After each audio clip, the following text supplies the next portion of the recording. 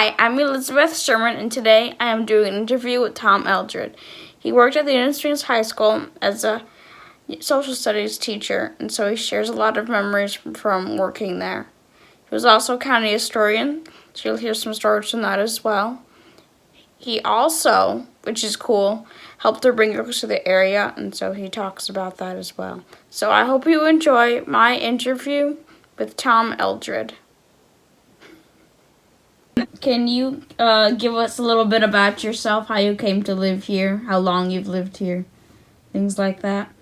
How I came to Union Springs? Yes. Who it is? By automobile.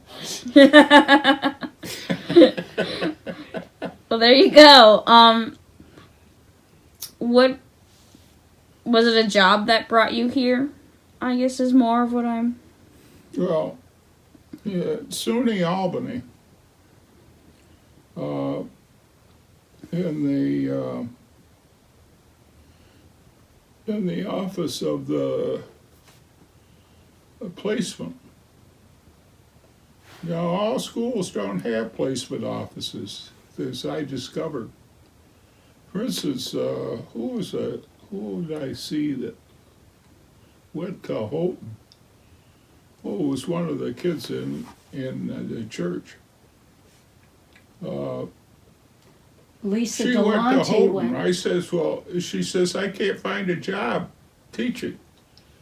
Well, I says, there's a lot of jobs teaching. They want teachers. Well, she says, we don't have a placement office. That was that Lisa Delonte? No, this is over at St. Peter's. Oh. She's down in Honduras now. She married a guy that has an estate down there. She went down there to teach English in the English school in Tegucigalpa. But anyway,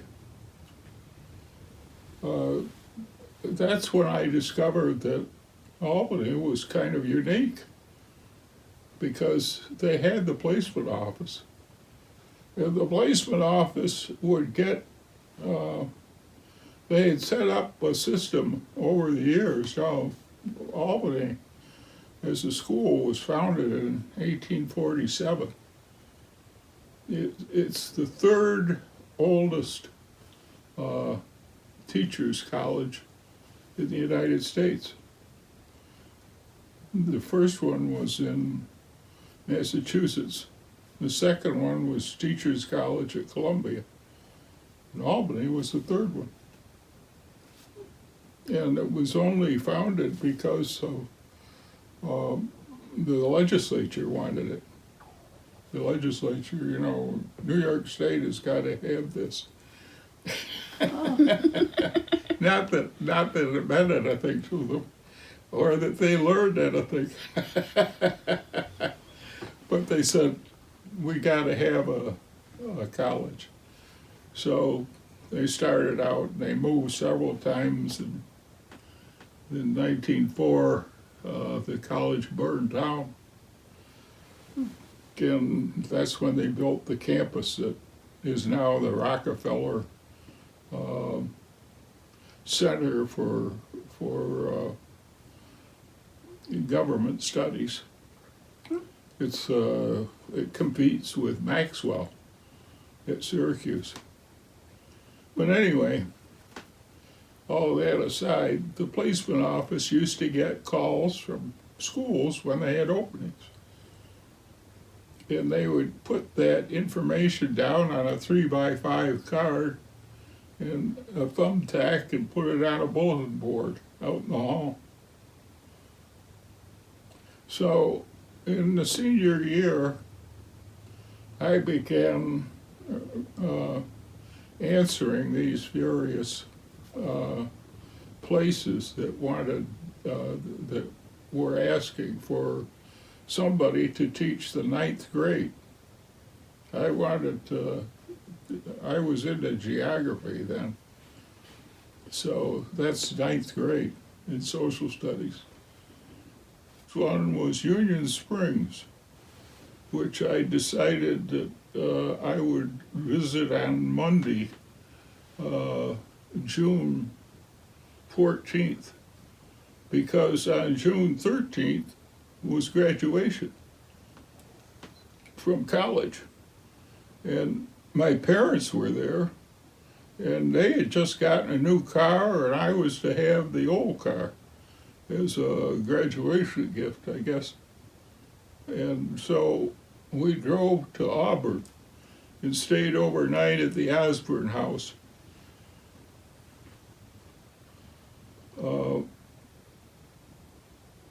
You know where the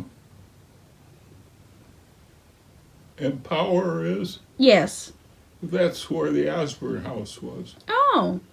That was a 4-story hotel. And WAUB had their studio in there, and Don Fordham held forth.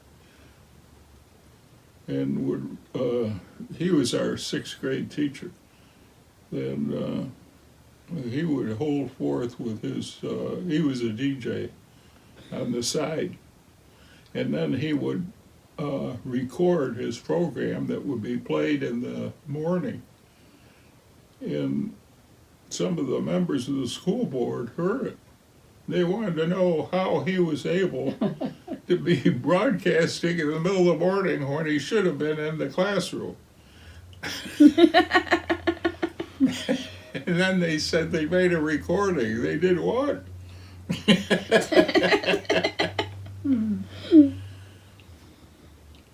Well, anyway, so in the morning, we drove over 326 and came up to Union Springs. And I met with Mr. Moon. And Mr. Moon's office was in the vestibule, in the 2 offices between the original building and the elementary school. Yes. He had one of those vestibules, and the elementary principal had the other one. And that's how cramped they were for space. Because the public had voted down a bond issue the year before, which would have made it very much like it is now. Yeah.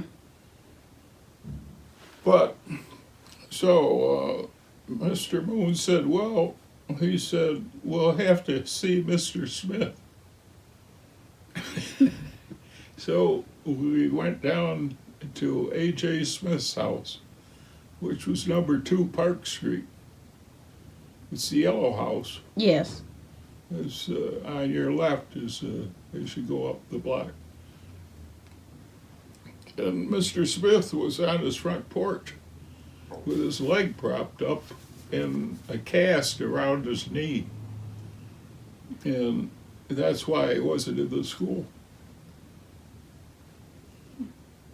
And while we were there, Mrs. Smith showed up, and she made sandwiches for us because it was getting on toward noon. And the sandwiches were lettuce and tomato on white bread, which, of course, if you squeezed, it would come out quite small.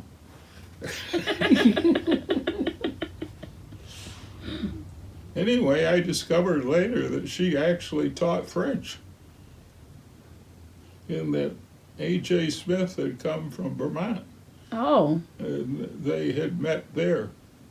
And in Vermont, he was in charge. It was a boarding school, and but the 2 of them were in charge of it. But he came to Union Springs, or he was called to Union Springs in 1932, I think, or 3. And his whole purpose in coming here was to unite all the single districts. You see, the schools were divided up into small school districts. Yeah. There was 12 of them in Springport. And his job was to create a central system. And he was unsuccessful doing that until 1936, when they finally got around to, you had to have a vote by the people, and you had people who said, well, I went to that school as a child and I don't want it torn down. Were they one-room schoolhouses? Yeah. A lot of them.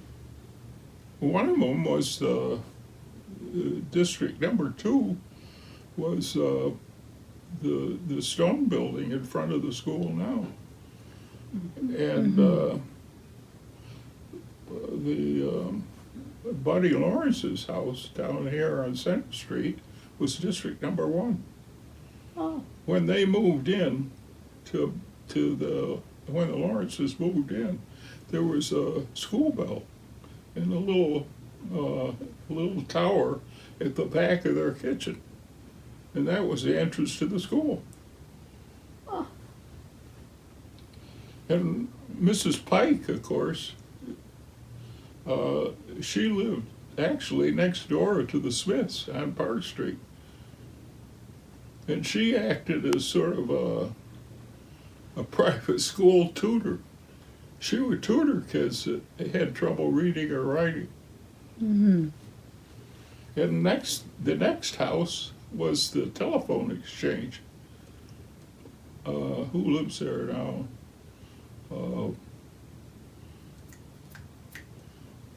The third house up on Park Street.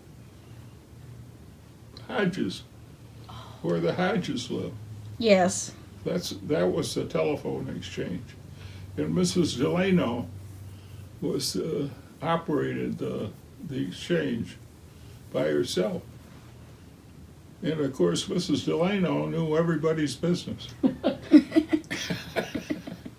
If you wanted to know what was going on in Union Springs, The you town could ask gossip, Mrs. yeah. Delano. She would know. but she knew the real news. Yes.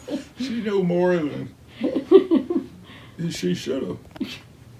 But anyway, while we were eating the sandwiches, Mr. Smith said, and he always started talking when he was eating. Which was, you get sort of muffled tones out of you. Blah, blah, blah, blah. His favorite lunch down in the lunchroom, he'd eat in the lunchroom with the teachers and the kids.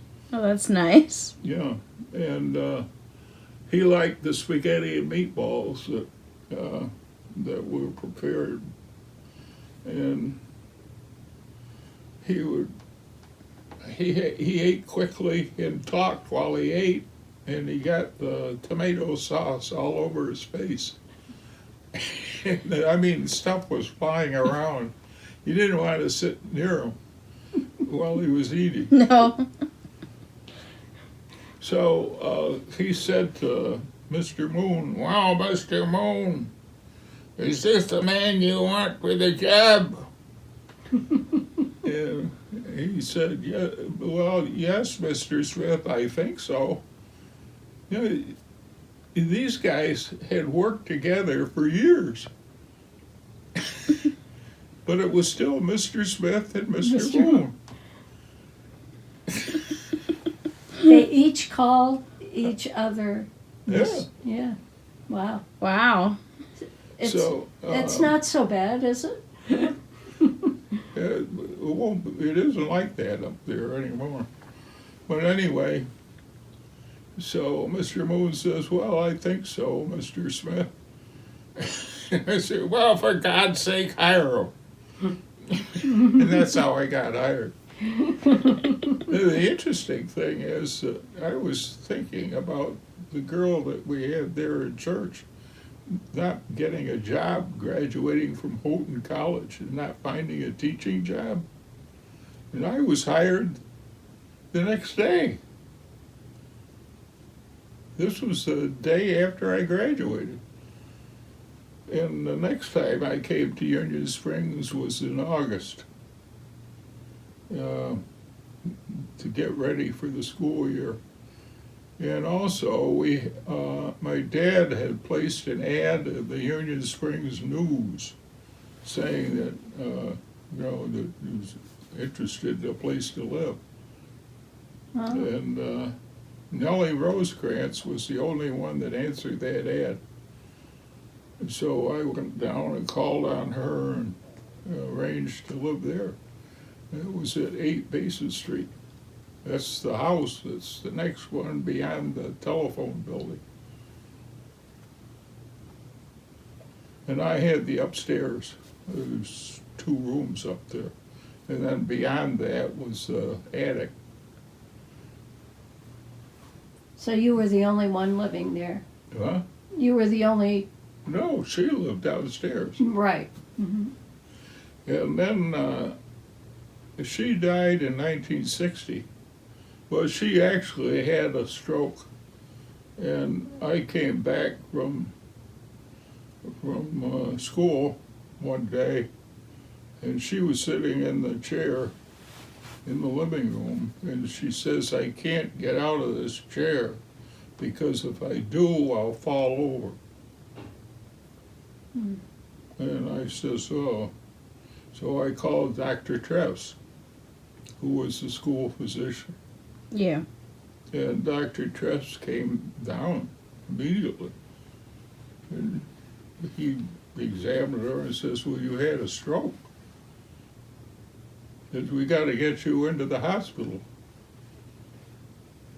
So she went to the hospital, and then she went from there to the nursing home on Grand Avenue Extension, the one that came up to Fulton Street. The home. Yeah. Well, no, it wasn't the home. It was since then it's become a single house. Oh. But when she was there was several rooms upstairs and 2 or 3 nurses that looked after her. I used to take her a bottle of sherry for her birthday, and she says, "Don't bring me any more sherry." She says, I tried it and it's good, but she says then I put it down in this cabinet, and the next day it was gone, and the nurses took it. Were they happy nurses? Yes, so. What? Go back a minute, Tom. What year was it that you started working here? 54. Oh. So that was 60 where she had the stroke. Yeah. Your landlady. You know, in fact, I got her up to vote because she voted in the presidential election in November. And this was sometime after that it occurred. Mm-hmm. And then I moved up to, she had a distant niece and her husband. Her husband, the niece's husband, made ads for the New York Times for the sale of stocks and bonds. They're very simple ads, but it tells the amount of money that is involved. And that's how he made his living. And they lived down in Westchester County. Well, they came up to see Aunt Nell after Aunt Nell died. Hmm. And they came up and picked up the pieces, and I had to move because they were going to sell the house. They asked me if I wanted to buy it, and I couldn't. My salary the first year was $3,000. And how much would the house have been? Did they tell you? $12,000 probably. So Fred Gardner, who was the business teacher, had had remodeled the house on the corner of Scobie Street and Cayuga Street. The gray house, which was red brick then. Yes. And he turned it into 2 apartments downstairs, 2 apartments upstairs, and 1 in the back. Harlow Winnie lived in the one in the back until he died. And Malcolm Fish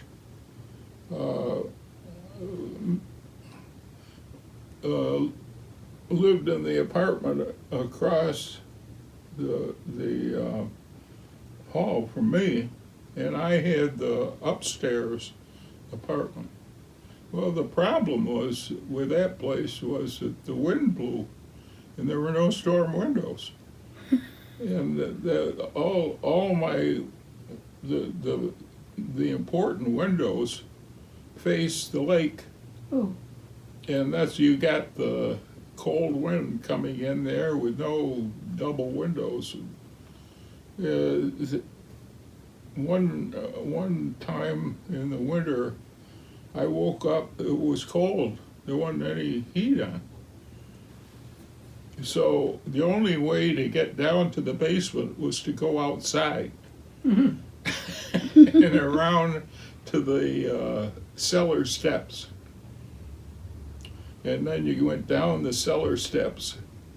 And when I got down there, I discovered that each one of the apartments had an oil burner. And over my oil burner, the ceiling was black and singed. So it had actually caught fire. Oh my. Oh. And the reason was it was going for so long. And the reason it was going for so long is because it couldn't lower the temperature. I couldn't raise the temperature.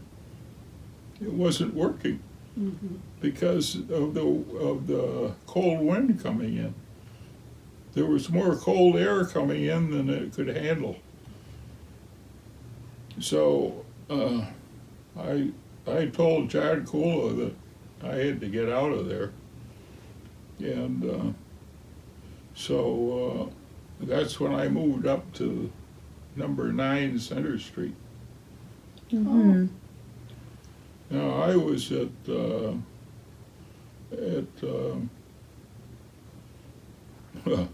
John used to call it Empty Arms.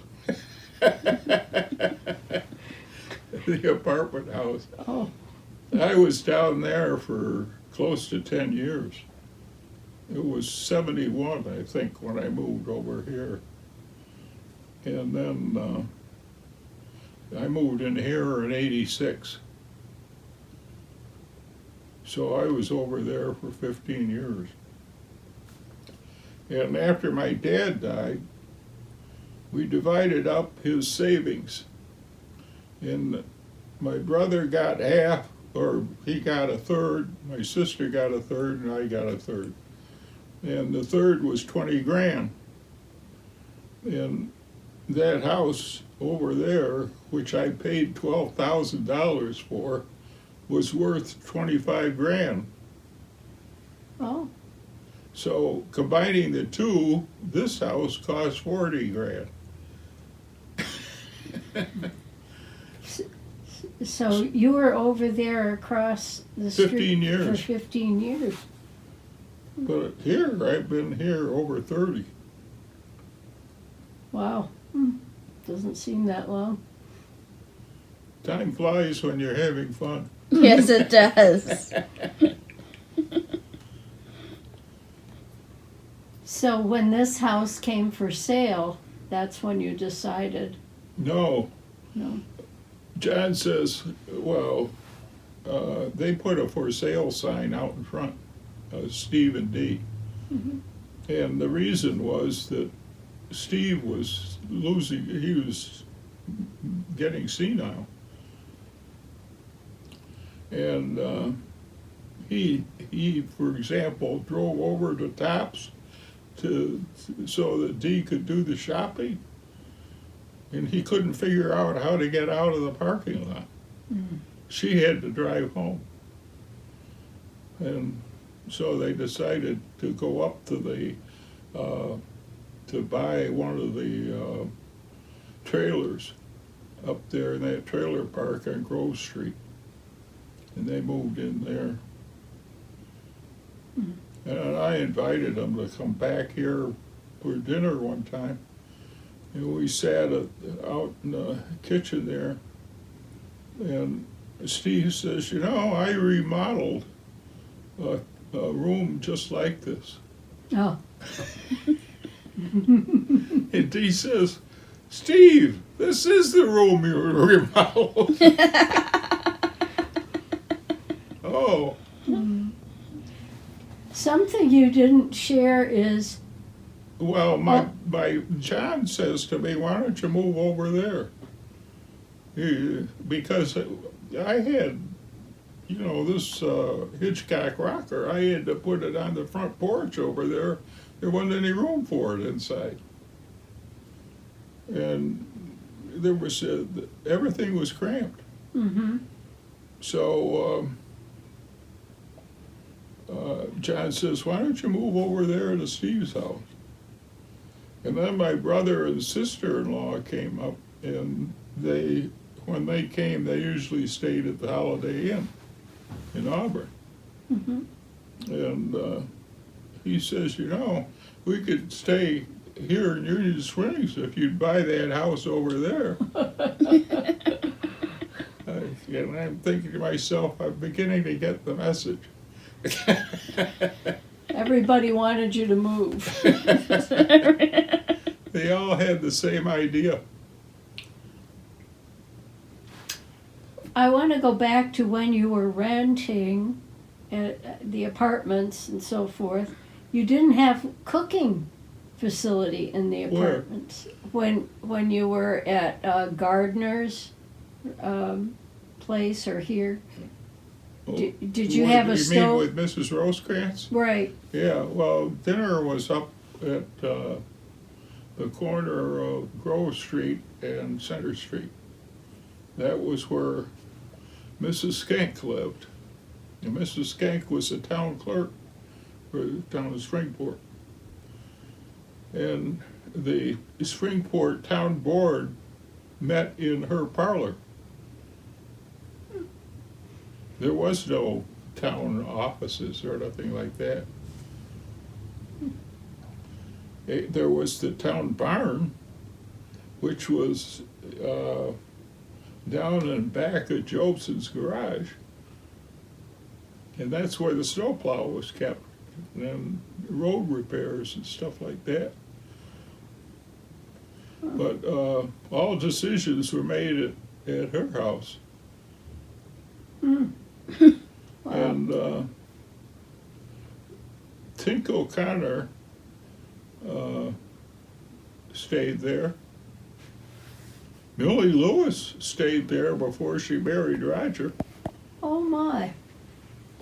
Um, So there were a couple of apartments there. no, they were just rooms Oh, rooms. upstairs.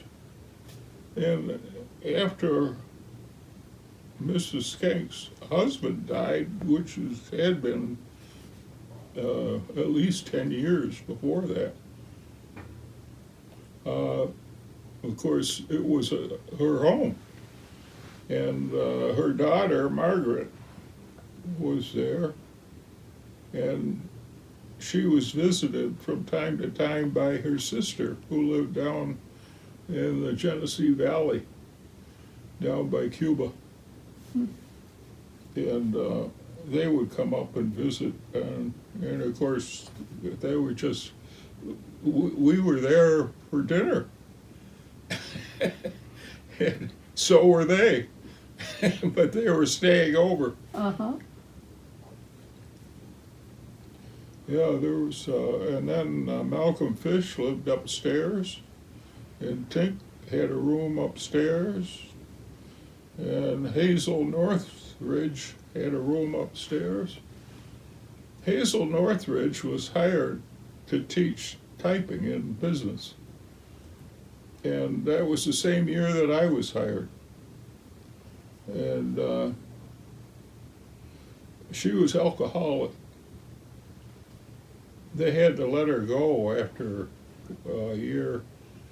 And Mrs. Skank found, when they cleaned out her room, somebody found these empty liquor bottles in there. It seems to be a problem that existed then at that period of time, huh? A couple of people you mentioned. Well, she's the only one that I know. But of course, Don Fordham was hired in January of that year. Yeah, I was hired in June.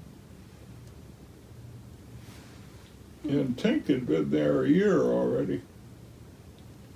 And Malcolm Fish had come down, he came to Union Springs on the bus. Now the bus was a car. And the guy that ran it was funny. But I mean, there was no schedule. It ran whenever the hell he felt like it. And then the people would ask him to pick up things in Auburn for him, and he would do that and bring them back. He brought back one of these gallon containers, or several gallon containers of ice cream for Doremus's drugstore. Only it melted. Oh dear. Oh no. Because it took him so long. He got to talking to somebody and forgot about the ice cream. And it was all liquid by the time he got to Union Springs. Did he tell you that story, or who told you that one? I think Mrs. Skank. Ah. Mrs. Skank was very good. I recorded a statement so that I could play it for the kids in school, because I was doing local history at the time. And of course she was the town clerk, and she had to explain what she did. Uh-huh.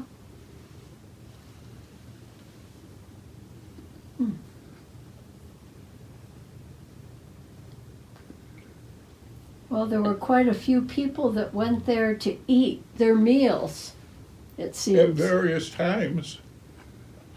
Because while I was there, Jeffrey Donald came. John Connell taught science. He was the physics and chemistry teacher. And he was a graduate of Cornell. Andy Smith ran into him at Nolan's shoe store in Auburn. He was selling shoes. Why? Because that was the only job available. Mm-hmm. Well, Andy Smith, you understand, the hardest job in those days to fill was the science teacher, because nobody took science. Yeah. So he heard about John, and he went into Nolan's and hired him as a science teacher. Well, who had been the science teacher? Dick Moon. Oh. But when Andy asked him to be high school principal, he had to find another science teacher. So John came from this family. His brother Alan was the farmer, and his father was on his last legs. Went to see Mr. Smith, every year and say that he wanted to quit. He was going to quit unless he got a higher salary. Mm-hmm. Did he get a higher salary? Oh, yeah. Oh, He must have been paid at least $1,000, maybe $2,000 more than the rest of us, which we didn't know at the time. But when Andy Smith had his stroke, which was in 1961, the elementary principal, Leo Susi, became the acting superintendent. So John went in, I'll have to quit if I don't get more money. mm. And Leo Susi says, well, make sure you have your resignation at my desk in the morning. That was the end of that. Yeah, I'll say. Well, John was stubborn. And he never taught again. Oh, he left. Oh, he fired. And he was replaced by Jeffrey Donald, who came over from England. And Leo picked him up through the state.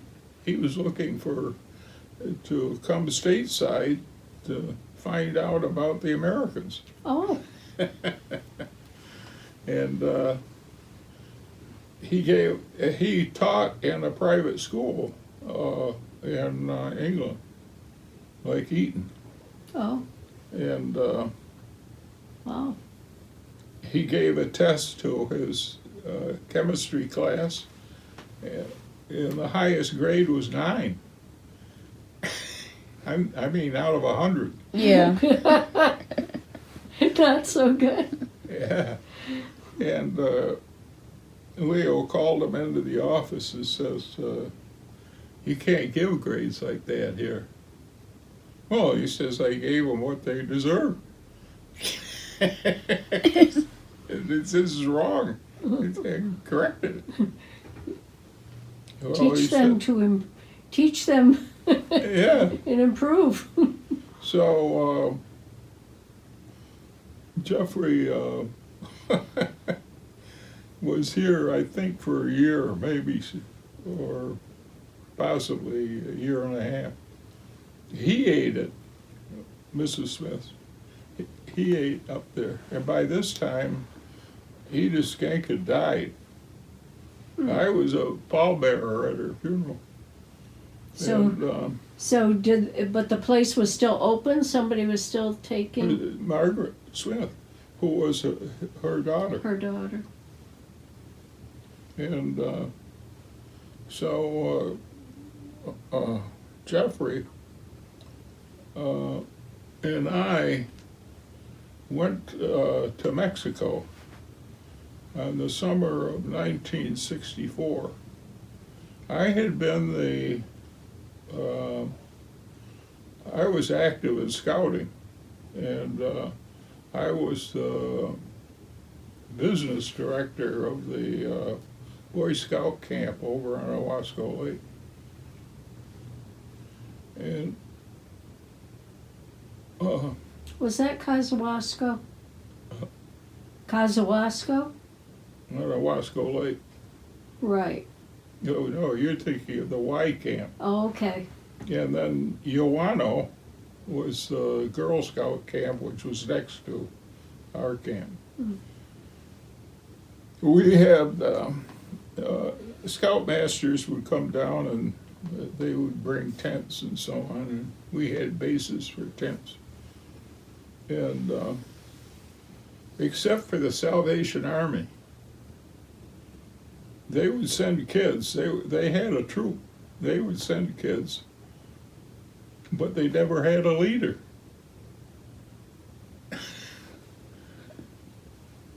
So we would put them in an area where there'd be other troops around them. Well, there was I stayed in the main building, and you could hear this screaming in the middle of the night. So I got up and went up. It was around the tent that the Salvation Army kids were in. They had a kid that was a sleepwalker. Oh, So what they've done is tie his foot to the base of the cot, so that he couldn't wander off in his sleep. Yeah. But he did, and he dragged the cot with him, Oh no. and he got as far as the cliff. oh, And there's a cliff that overlooked the area where we had the swimming, where the canoes were and things like that. The waterfront area. Well, it goes right up, straight up for about 100 feet. oh my. And there's a trail up there where they walked along, and he got his, he's dragging it. He finally woke up, and he was dangling with his rope around his foot over the water, 100 feet up in the air. That's where the screaming came. Well, yeah, you don't want to wake up. Oh, yeah. Dangling. Surprise! I'd be screaming too. Boy, it must have taken a lot to wake him up. Yeah. But so the scoutmasters from the other troops and so on, they got him untied and safely back in his bed. That's good. And I think they tied the whole body down so that he couldn't move. Oh my goodness. Well, that would make for an interesting story for the rest of your life. Yeah, well, then Jeffrey and I took what I had purchased, a minivan from Palmer's. I used to get the driver ed car every 3 years. And then Mrs. Anthony, Dick Anthony's mother, she always went to Palmer's and wanted to know when I was going to trade my car in here because she wanted to get it. Then I drove them, they just had a few miles on for a driver ed. I drove them up to 60,000 miles before and traded. You get the next driver ed car, which would be about 3 years. Mm-hmm. Yes. But anyway, so I had a van, and I had a sliding door on the side, and it was a '64 Chevy, and you could, for shifting, you had to push buttons. Yeah. N was neutral, 1, 2, 3. R was reverse. Wow. And that was on the dashboard. But when we were at Chapultepec Castle in Mexico City, when we came out of the building, my car was there, but there was a crowd of Mexicans around it. And what they usually did was they took the crankcase off your car. They'd open the hood, take the crankcase off, and then you couldn't start the car. And then they come over and put the crankcase back on, If you paid them. if you paid them, and that's the way they made their living. So I said, what's the problem? And they said, where is the engine? I says, I don't know. I didn't make the car. The car was made in a factory. How would I know what the engine was? Or even where it was.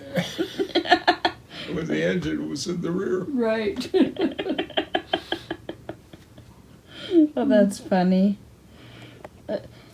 So, just to go back, what was the Dream store, the Doremus's? What was that like? Oh, the drugstore. Yes.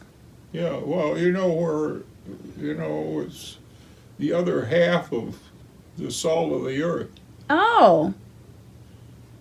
It's, Yes. Where it's Be the Happy. part of the salt of the earth where people are eating now Mhm. is the barber shop. That's why some of the stuff tastes hairy. Or maybe it was named after the cook. So on the other side is where the Be Happy Cafe just was. No, that was the Doremus drugstore. Uh-huh, okay. And Dr. Remus gave all the little girls in the village a free doll at Christmas time. That's nice. Yeah. Were the dolls all different? Yeah. Now, I wonder where he got the dolls. From the manufacturer. They were meant to be sold. Like little tiny dolls? They Or were about the size of a shoebox. oh my, oh that was wonderful. Yep. So he was a pretty nice person. Who was what? A very nice person, Mr. Oh, Doc? Doremus. Yes. Yeah. Well, he's a lot like Bob. Mm-hmm.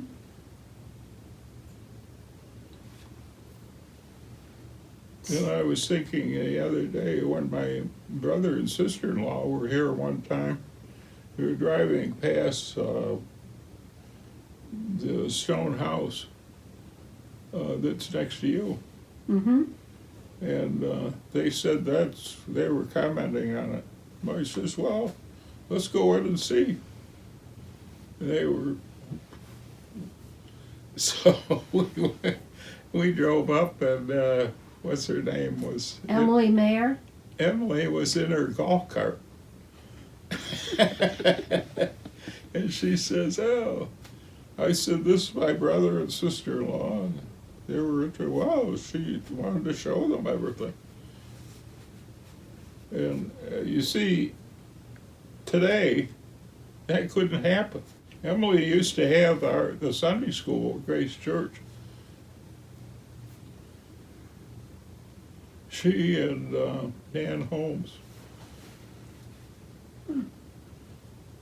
She's also the one that started the nursery school, isn't she? Yeah. Well, Bob was actually the one. Bob was the one? Yeah. Emily was very good with kids because she didn't have any children. And her father was the vice president of Goodyear. Oh. And they lived down near Aqueduct Raceway at the edge of Queens, and at the very edge of the city. In fact, I think they might have been actually in Nassau County. Might have been over the line. That was the area they were from.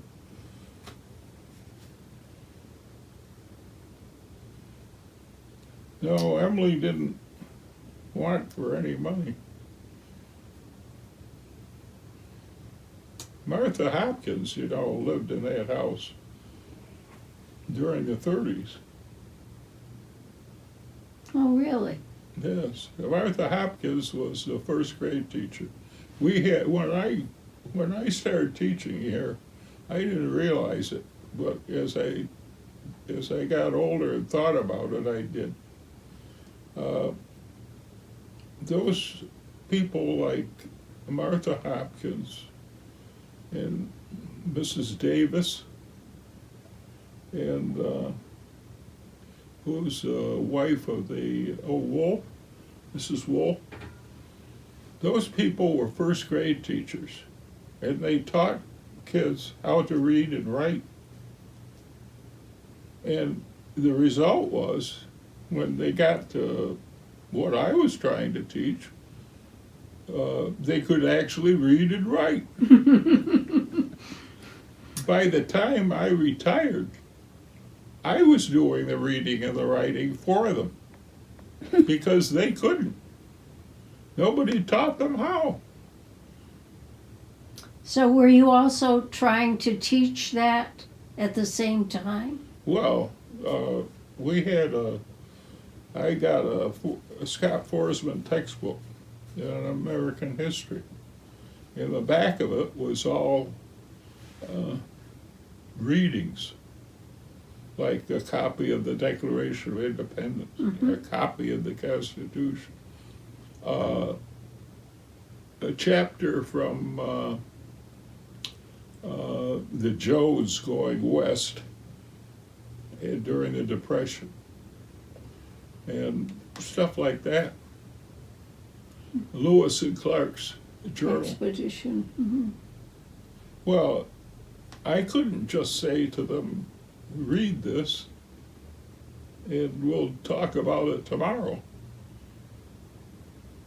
I had to read it to them.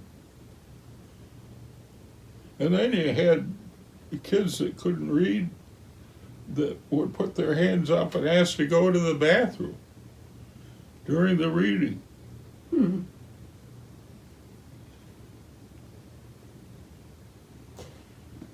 Well, that didn't happen, while those women were teaching. We didn't have any problems like that. Kids could read. We didn't have a reading center. didn't need to. And then in the last 4 or 5 years, we had the reading center, and that's what Jackie O'Hara was up to. Hmm.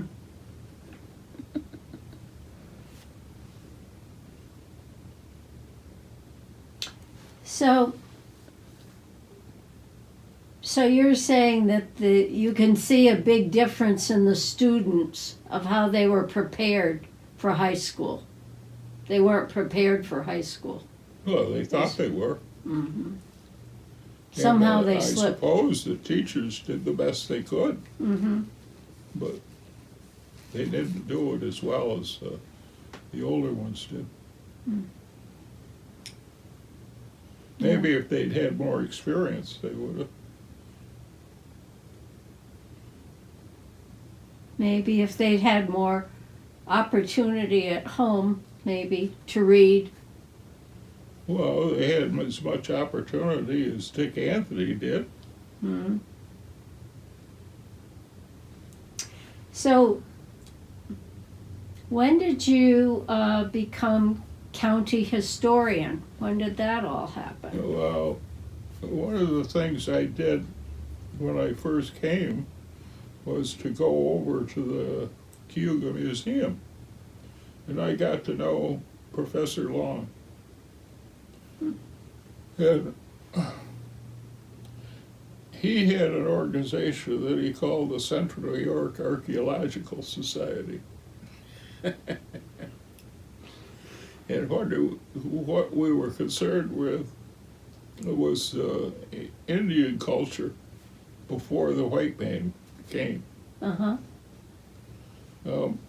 Basically, whatever the Cayugas tell you is,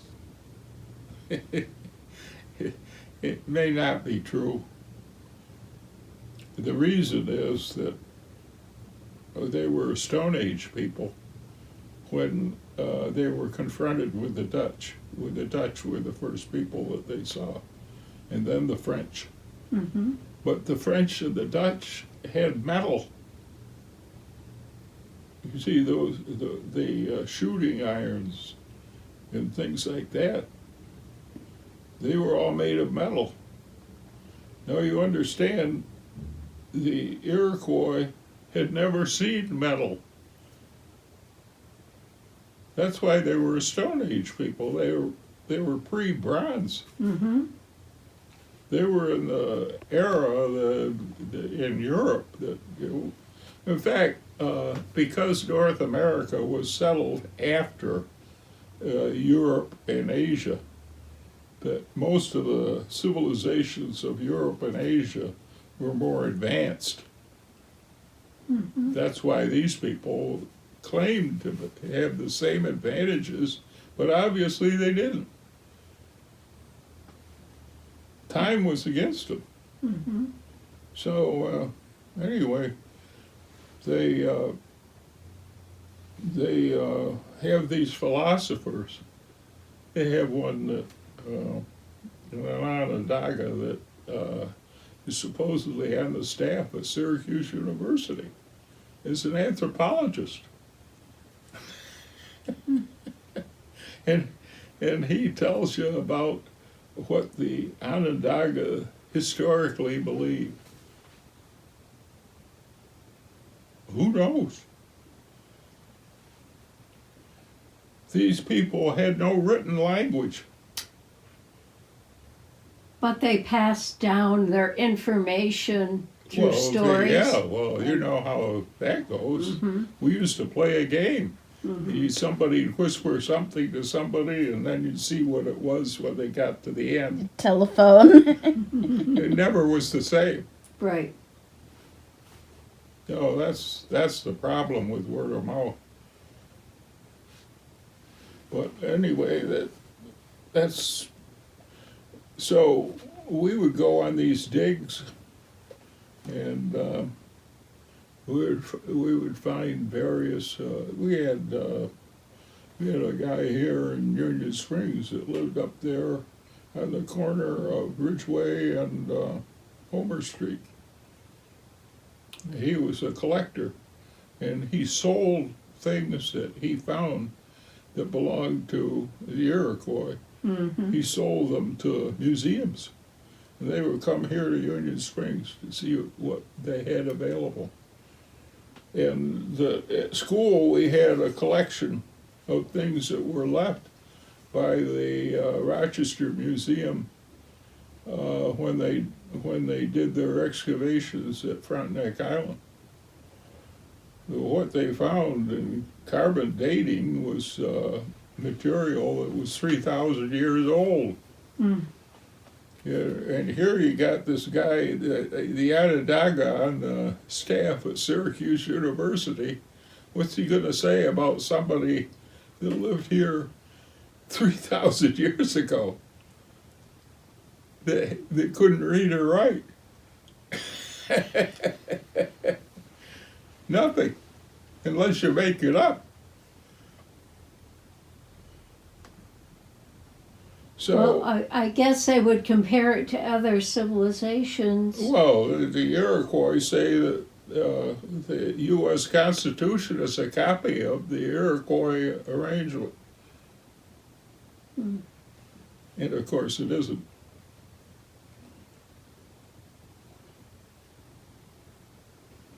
But anyway, so that's how you I used to go to their meetings. Well, then I became an officer of the organization.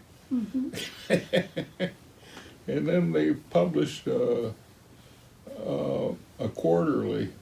It was people would write articles in and so on about stuff that they'd found. Well, who was the county historian? Professor Long. Mm. And Professor Long had reached the age of 70, I think. And the legislature had decided or had passed rules saying that when you reached that age, you couldn't hold the job with the county anymore. So Did he want to stay on? Did he want yeah. to? Oh, So he got into row with Mrs. What was her name? She wanted to be county historian, and she got on the wrong side of Professor. She was always critical of Professor Long. Oh, Sheila Tucker. oh, He despised Sheila Tucker. So she applied for the job. mm-hmm. And in order to prevent her from having the job, he proposed me. Mm-hmm. Well, the legislature, some of the legislature knew who I was. Most of them didn't. And very few of them knew who Sheila was. Mm-hmm. So there was other people that applied for the job. Most of them were scholars from, taking courses. Sheila Tucker, was she in real estate? There was a real. She was in everything. Uh-huh. Okay. In fact, her husband was a psychologist, and he took off. He couldn't take it anymore. He lives down in Tennessee. Well, so you were voted in. What year was that, Tom? 75. Mm-hmm. And so, as a result of that, the first thing that I did was to link up with the bicentennial, which was the following year. Mm-hmm. And one of the things we did was to paint all the historic markers, red, white, and blue. Oh. And we got many responses for that because most people said that they could read them better with the white letters Uh-huh. than they could with the yellow. And then, of course, the trim around the outside was the red. I got Was that in Auburn that you did that, or Cayuga County. the whole county? There was 280 of them. We had more signs. There's only one other county that had more signs than we did. That was Albany. Hmm. And the reason Albany had more signs is because the state ed department was located there. And they're the ones that started the sign program. But anyway, we did a lot of things like that during the bicentennial. We had we did a model Congress in which the kids played the same role that they did when they wrote the Declaration of Independence. We had people writing up bills on their own. Oh. We continued doing that. We called it the William H. Seward Model Senate. And we kept doing that until it reached a point, it was after I retired, it reached a point where the kids were copying the bills because they could get it off the internet. And you had John Klink, for example, the teacher at Southern Cayuga, that said, "Oh, this is the best bill I've ever seen." I said, "Let's see it." And we looked at it. I showed it to Jerry Martin, who was the Auburn teacher. He says, that's right off the internet. Oh. No wonder it's perfect. That's a problem today. Well, we had to finally, that's why there is no model Senate anymore. you can't do things like that because the kids copy. So what happened, how about the Yorkers when you were teaching? Oh, How you did ready that for come up? that? Yes. Okay, 1955. Oh, really? The year after, in fact, when I started in the first class I had, I came because I wanted the ninth grade, right? I got the seventh grade And the ninth too? and the ninth and two English classes. Oh, Who Jackie was in one of those classes. But anyway,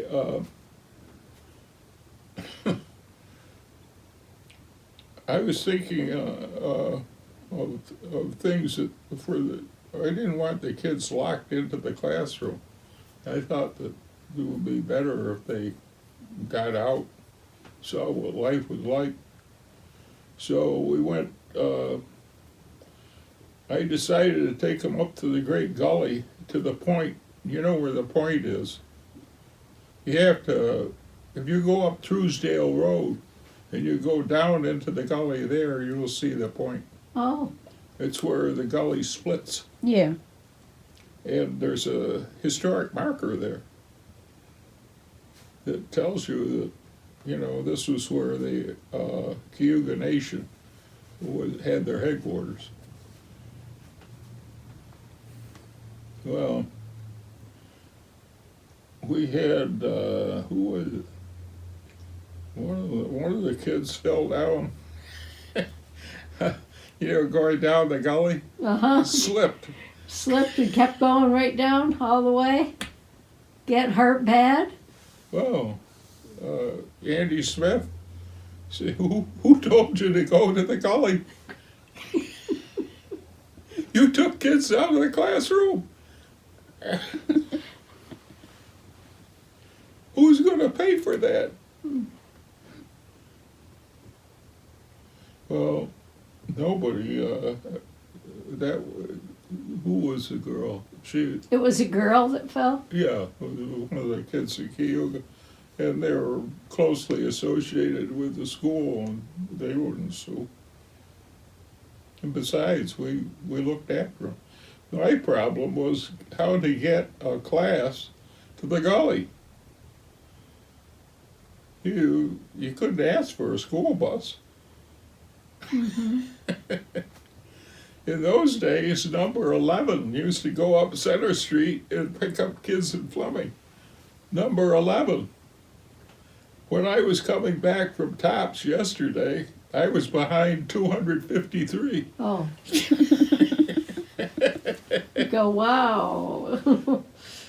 But anyway. Is that where your van came in that you got? Oh, I hadn't got, the van was a 1964 Chevy. Oh, okay. Uh, And we're back Was in it 1955 now? and this was 55. I had, at that time, I had my dad's 50 Plymouth. Mm-hmm. And then I got, after that, the 55 Nash. And then after that, the 53 Dodge. And then, no, the Dodge came before the Nash. The Nash said on the engine, do not use permanent antifreeze. Huh. Well, when they winterized, They did. they put in permanent antifreeze. And Bud Jobson, he was looking after the cars then. He says, it doesn't make any difference what it is. He says, all the antifreezes are alike. They're not alike. Mm. And the engine froze. Mm-hmm. So Buster Osborne came down. And Buster Osborne said, "We have just the car for you. Hmm. It was made for you. You'll like it."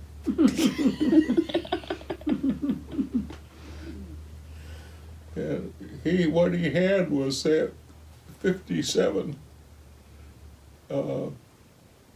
Chevy hardtop 4-barrel Oh dear. that had been the driver ed car. Well, that's how that started. And Tim, what was his name, worked down the garage. His father was the Methodist minister. Tim, he says, "Did you buy that? Did you buy that Chevy?" I says, "Yeah, Buster sold it to him." He says, "Boy, oh boy," he says, "I had that up to 100 Oh dear. between here and Cayuga." So you knew it worked well. You know, the road between Union Springs and Cayuga was paved in just before World War II. Because if it was afterwards, there wouldn't have been the steel to put in the concrete. Mm-hmm. Mm. So all those it was concrete blocks, there wasn't the macadam covering. But anyway, that's how I happened to get that car.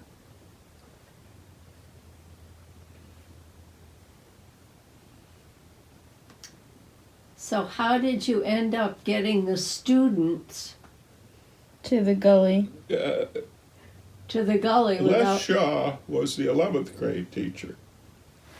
He had a Studebaker. If you got in the back of his Studebaker, it had 2 doors. It was a coupe with a seat in the back. Uh, If you got in the back seat, you couldn't get out. yeah, because there were no doors. There were no doors. Hmm. You had to stop, and the people in front had to get out first. Mhm. And who else? Well, maybe Malcolm Fish. What did he have? He had a Dodge that was pink and black. Whoa. So you all drove. And the 3 of us got Yeah. up there, up at the end of Truesdale Road, the Gully Road. And then we walked down into the gully from there. Hmm.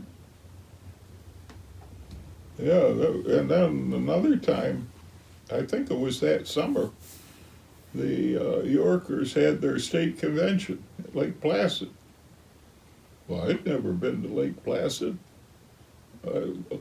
I'd like to go to Lake Placid. Let's go up to Lake Placid and see what it's like. Mm-hmm. Would you want to go? Would you want? Yeah, all these people wanted to go. Oh dear. So we took 2 carloads of kids up to Lake Placid to the Yorker convention. And then when that was over, they decided when they came back that that's what they wanted to do the following year. That's how we got started. But anyway, we drove up to, Andy Smith called me into the office. "Did you go to Lake Placid?" "Yes, Mr. Smith." "Who gave you permission?" "I didn't know I had to have it." Did You're the kids have permission slips from their What parents? did I know about that? Yeah, I know. Yeah, they would have, but they didn't. They didn't even do that then. Nobody had gone off campus. Everything was in the school. Mm-hmm. Because Yeah.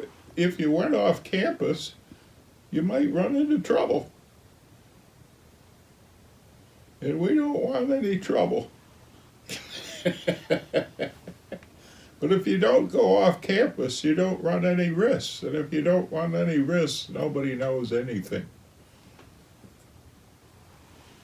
So, So the Yorkers Club was founded as a New York State organization? yeah, Yes. it was founded by the New York State Historical Association, Mm-hmm. which was in 1947. Oh, After World War II.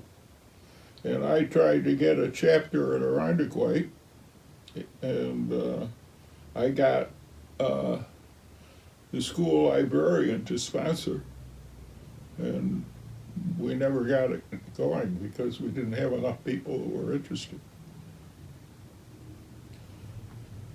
but you had it in ours in Union Springs. Yeah. Mm-hmm. So And you were the representative of the county, or is it each school? How did the Yorkers each work? school had a what do they call them? It'd be like a scoutmaster. Uh-huh. Okay, a leader. A Yes. leader. And there are no more Yorker clubs. Oh, In the year 2017, the New York State Historical Society dissolved.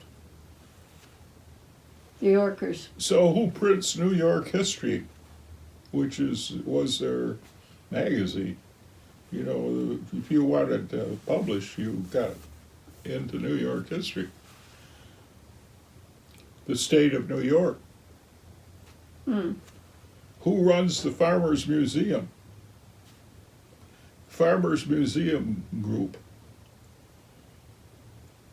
Well, what happened to Fenimore House? That became the Fenimore Art Museum. Mm-hmm.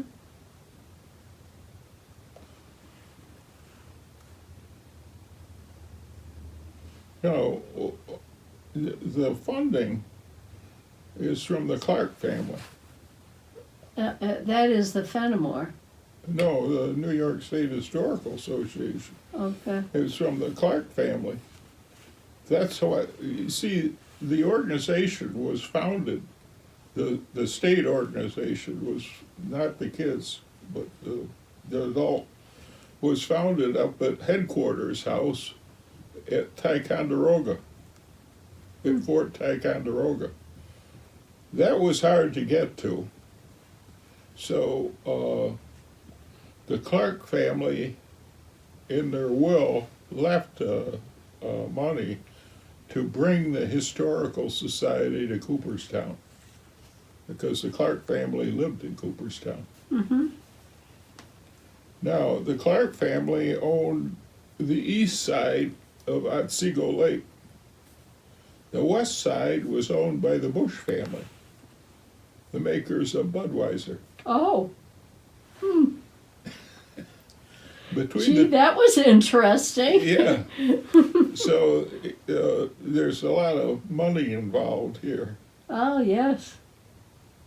So Jane Forbes Clark is the surviving member of the Clark family that dispenses. And I guess she's the one that put the kibosh on the Historical Society, because more people were giving money to the art museum than to the Historical Society. Now, next door to Fenimore House is Saga. well, on their property, is the library. Mm. The library is not part of the art museum. It was set up by the Historical Association. So who runs the library? Yeah, who runs it now? Don't know. It must be in some kind of, Maybe the people that run the Farmers Museum. Mm. But anyway, the result is that the youth program, the Yorkers, has gone by the wayside. It's not supported anymore. Mm. And besides, the University of Maryland has History Day. And History Day is sort of absorbed. The problem with History Day is it only appeals to the upper group of students that are, getting 90s in history. Yorkers had everybody in it. That was interesting. Whatever you did. You were in it? Yeah, for a little bit. You could sing, you could dance, you could do whatever you want to do with Yorkers. You had a debate group. You had this group. It wasn't, now, History Day, you have to have a historical,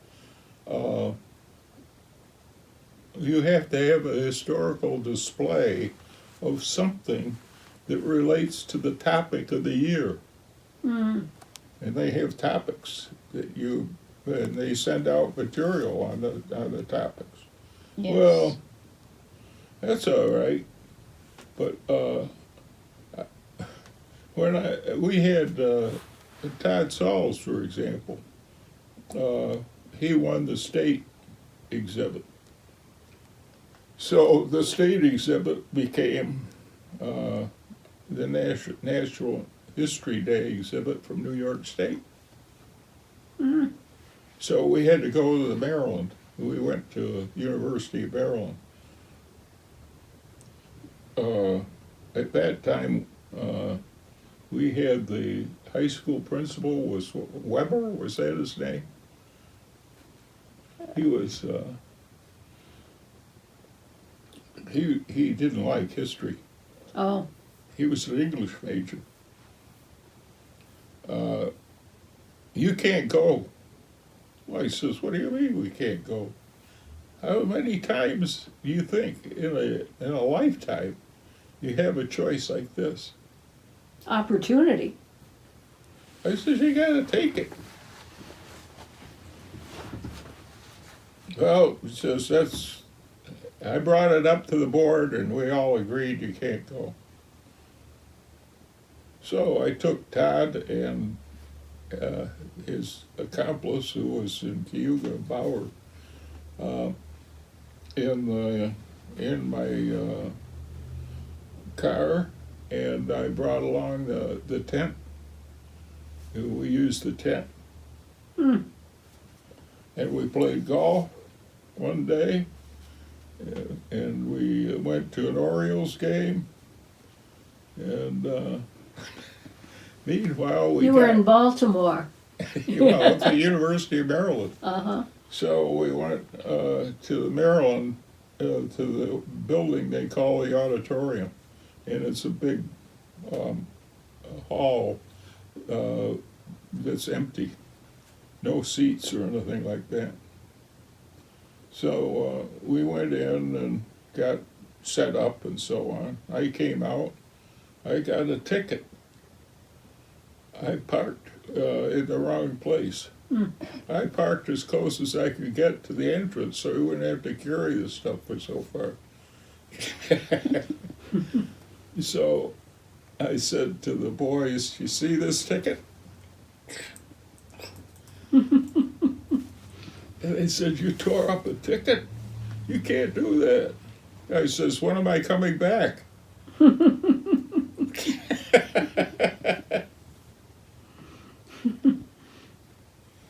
A good lesson.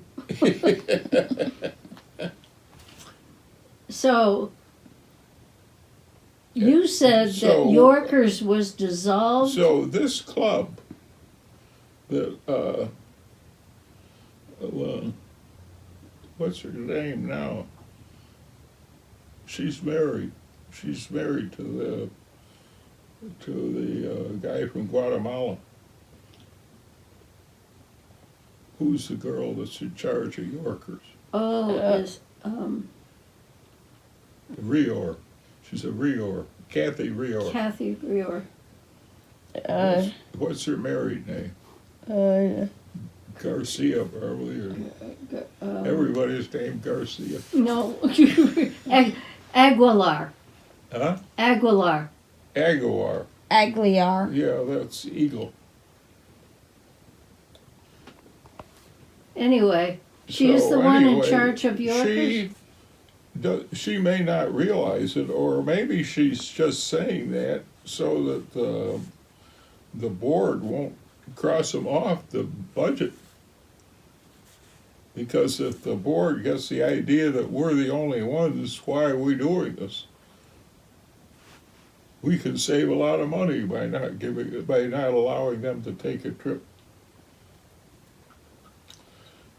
So anyway. But it's nice she's that the only Yorker club in New York State. Hmm. And when you when you stop to think of it, that's tragic, really. Right. I tried to get them. I talked to the girl that's in charge of the Ticonderoga Association, and you know they have a program where they bring school kids into the fort and give them a uniform, either French or British. Uh-huh. And they have to stay in the barracks Oh, for a week. oh my. We went to visit, and it was... They have to eat what they ought, What they would have on eaten. their own meals. Hardtack. And it was a great learning experience. I says, you know, you're bringing a people in. I says, there is no more Yorker program. Why don't you pick that program up and run with it?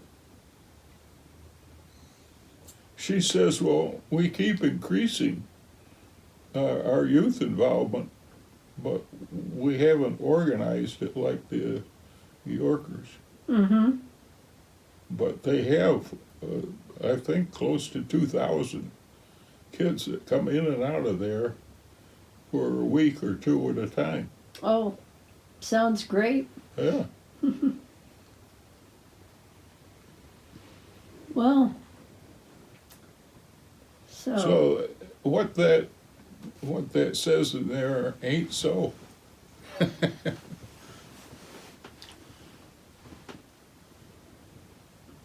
well, they do work. They do have a Yorkers, and they do work with it, but Well, it is the not question connected is, with the state. You know, Yeah. and then they mentioned what the Yorkers did. Well, the key item, of course, was the exhibit. And I don't know that Kathy has them do any exhibits.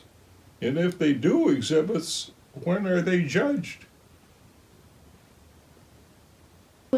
So what year was it dissolved, Tom? What's that? What year was it that it was no longer a state? 2017. And that's because the head of the Historical Association was the art director at Fenimore House. Oh, And he took over. For years, he ranted and raved about, you know, spending too much time on history and so on. Well, it's a historical association. Why would you spend time on history? Huh. Well, he wanted it to be an art museum. Well, the problem with the art museum is fine, but Cooperstown is not easy to get to. Of course, Ticonderoga isn't either. yeah. Well, there is the Farmers Museum. Yeah, but I'm saying and- the community is not easy to get to. If all you have is art to show them, why are they going there? Well, they have the Farmers Museum across the street. Well, that is, the art people don't consider that. They don't, they, they disposed of history. Well, so Tom, we're down to, Well, the interesting thing with that is that I was paid the first year $3,000. That was my salary. mhm. And the first thing I bought was this typewriter. What's a typewriter? No, I have a typewriter at home. You do? Yeah. Really? It was my grandparents, and I was What interested. kind is it? Smith Corona? Yes. Smith It's what? Corona. Smith Corona. Oh, no, they were made in where? Where were Smith Coronas made? I don't know that. L.C. Smith was one of the founders of Syracuse University. Mm. And Smith was in Syracuse. Corona was a typewriter, and that was made in Groton. Groton. Yes. Right. And you talk to older people in Groton, and they all say, well, I had a job at Corona. Then Corona merged with L.C. Smith, and that was after World War II. And when they merged, of course, they didn't use the factory in Groton. All the Smith Corona materials are in Syracuse. See, my great-grandfather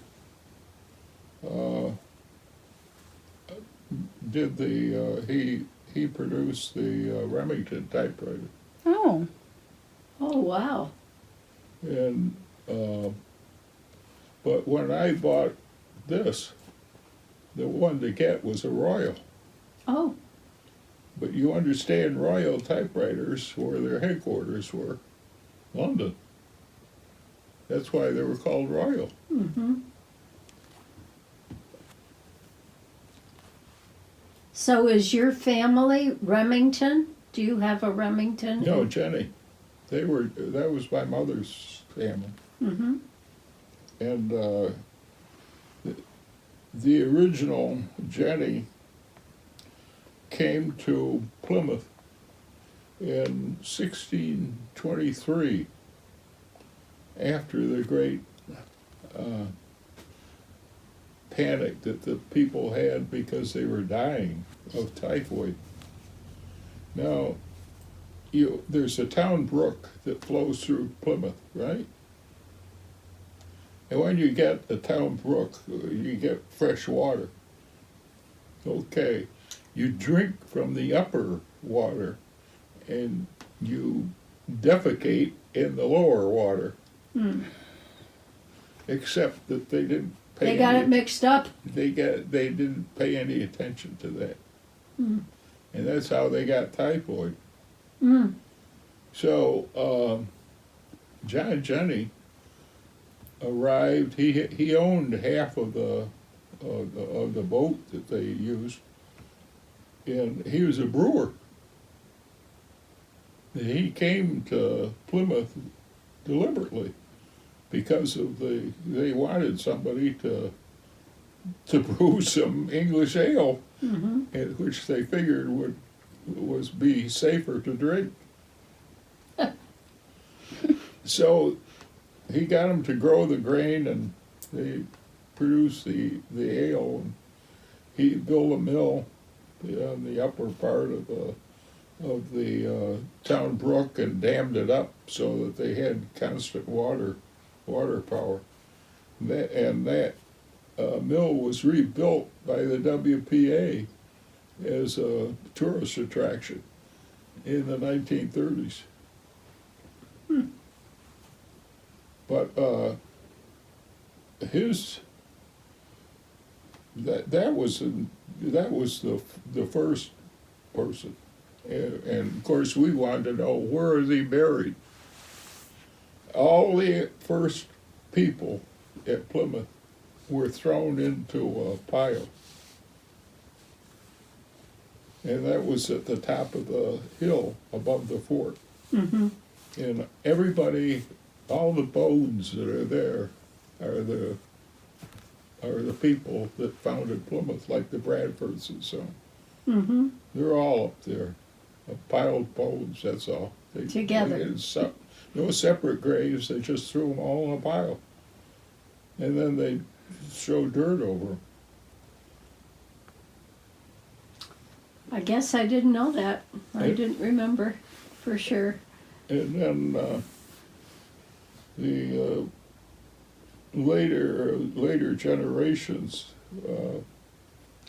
was William Jenney was in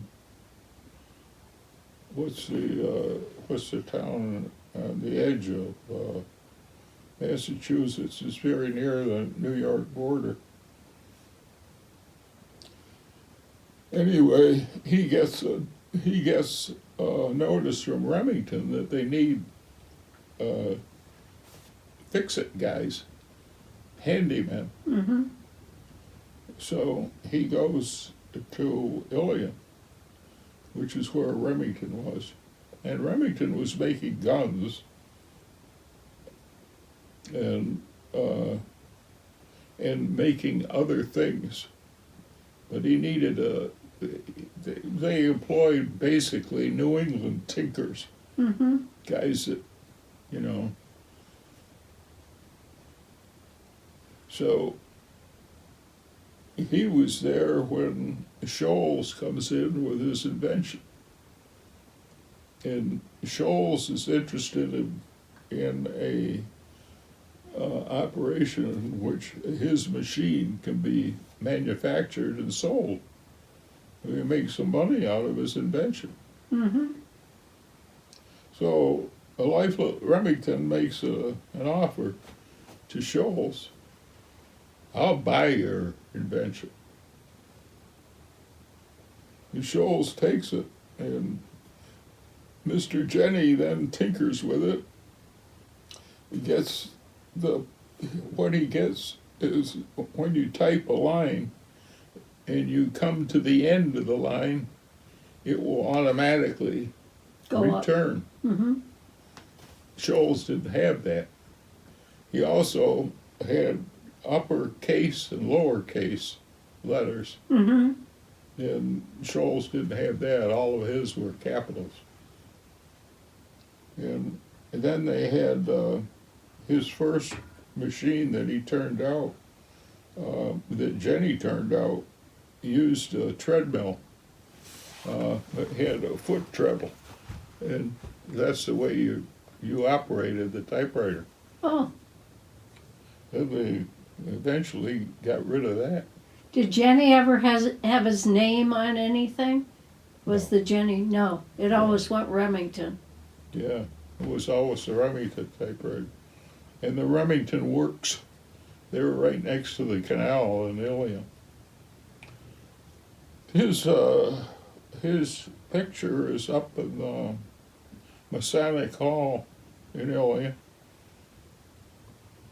He died in 1918, and I really think he probably was killed in the flu, with the flu. Sounds right time.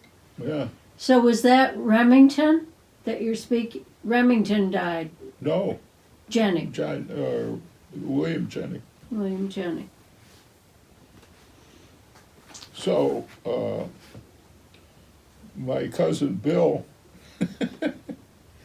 was named after his father, who to my mother was Uncle Billy.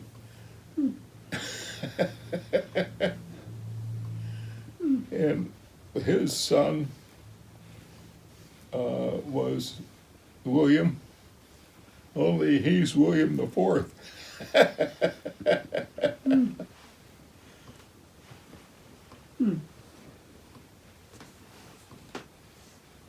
Wow, that's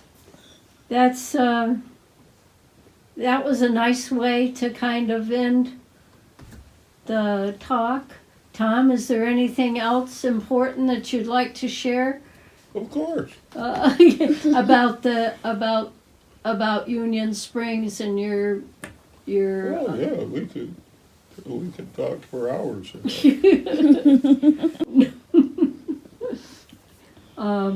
So if there's anything else that would be interesting that you saw develop or change in the town, Oh, or any yeah. cute stories? I haven't told you about the time that I was the planner. No? Well, it was when where the supermarket is, Yes. that was the playground for the Union School. Oh. And the Union School was on Green Street. You saw the Union School before it was torn down. I mean, I've seen pictures. Well, anyway, Manny and Suela, that he was Spanish. Manny and Suela, with a Y, Y-N. He made an offer. Who would be the owner? I'm remembering possibly the school The board. school must have. To buy that property and turn it into a shopping center. And Nan Holmes was on the planning board, and she got everybody to vote against it. Mm. And Earl Fox got me to run for the planning board with the idea that we could get that passed. So I replaced Dan on the board, and the result was the shopping center. When did that happen? Do you remember what year that Yeah, was? I have the clipping. In fact, so does David. In fact, his wife showed me the clipping that told about the opening of the supermarket. Mm-hmm. And that is right where the school was? No, The school the was school was back farther down the street. on Green. Yeah, this was the playground. Mm-hmm.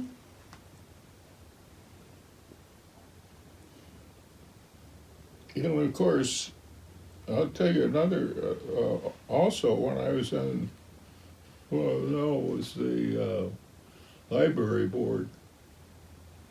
And the library board was having trouble with you got these no people. You know, they always vote no. So, Mort Kahn said to me, "You gotta be on the library board." I says, "Why?" He says, "They can't seem to to get the repairs made to get handicapped people into the library." Mm-hmm.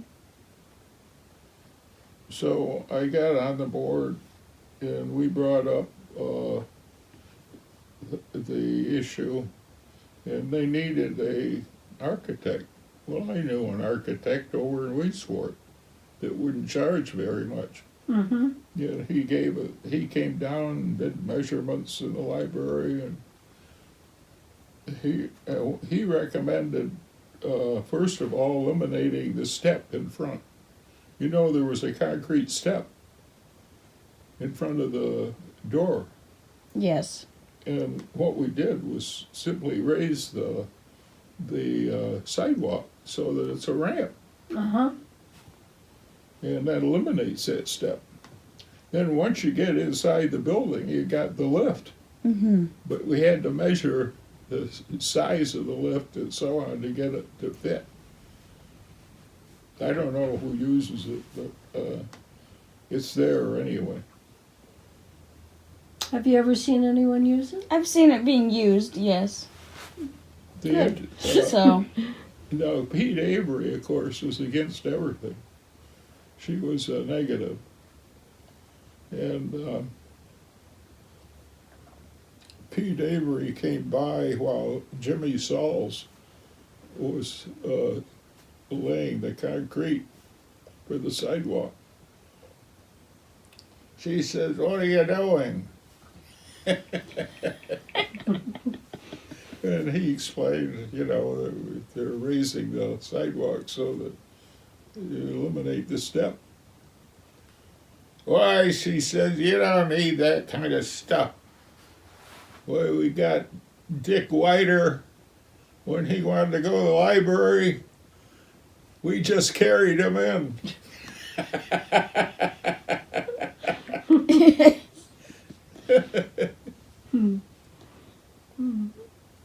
Remember Dick Whiter?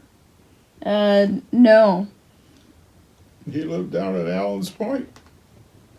He was totally disabled. And but he thought he could drive a car. So I saw George Metcalf when he was the senator. And I says, is there any way that we could get him to be able to drive a car? You give him a license for disability and so on. He says, "I'll see what we can do." Well, he got a bill passed Wow. just for Dick Hand? Whiter. Did he use hand? Well, yes, he could use his hands. But I said, but in order to walk, you had to help him, because his legs were useless. Well,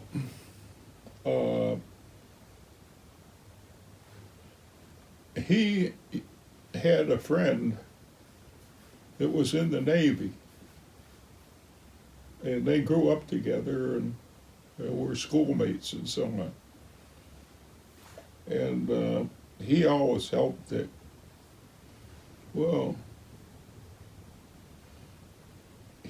whenever he moved in the Navy and got a ship, if the ship was going to be launched, he invited Dick to come to the launching. And of course he couldn't, because there wasn't anybody to take him. Mm-hmm. Well, he got the license to drive, and the launching was at Biloxi, Mississippi. Wow. That's a I said, long way to yeah. I yeah. said, well, how'd it go? Oh, go. Wonderful. I said, "Well, what happens if you want to go to the bathroom?" "Well," he says, "I just drive into the gas station and toot the horn. And somebody comes in. Somebody comes out, and I explain what needs to be done, and they take me into the bathroom."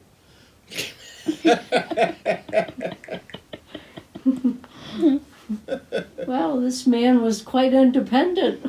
Yeah. Yeah.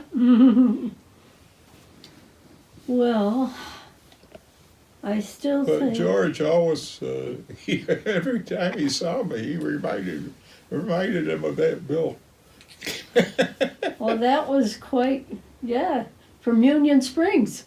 Little person from Union Springs. Causes Well, pain. I think he originally, of course, Dick was lived in Syracuse, Mm. but they came over here summers. Oh, And then finally, I think as the other members of the family died, they stayed here, mm-hmm. didn't go back and forth.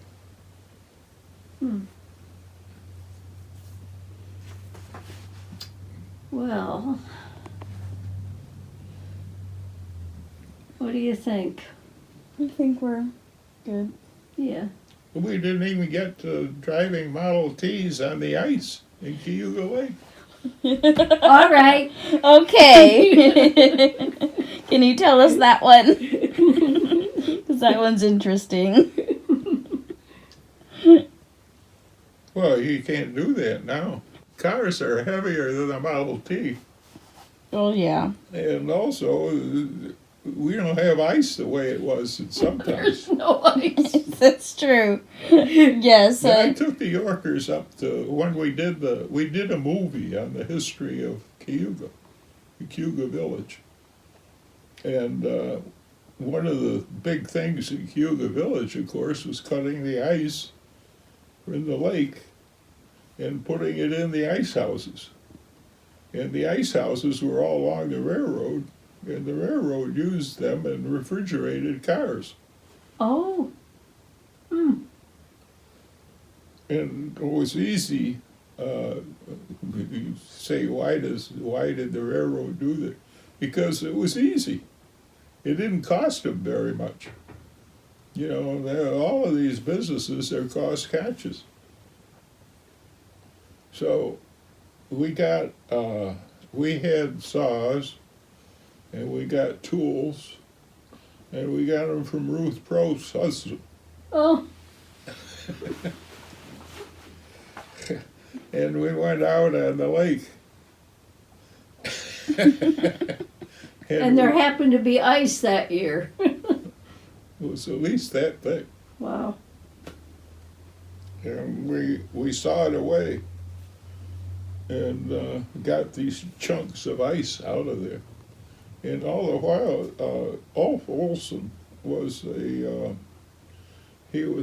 exchange student from Sweden. And he was our photographer. He's running a movie.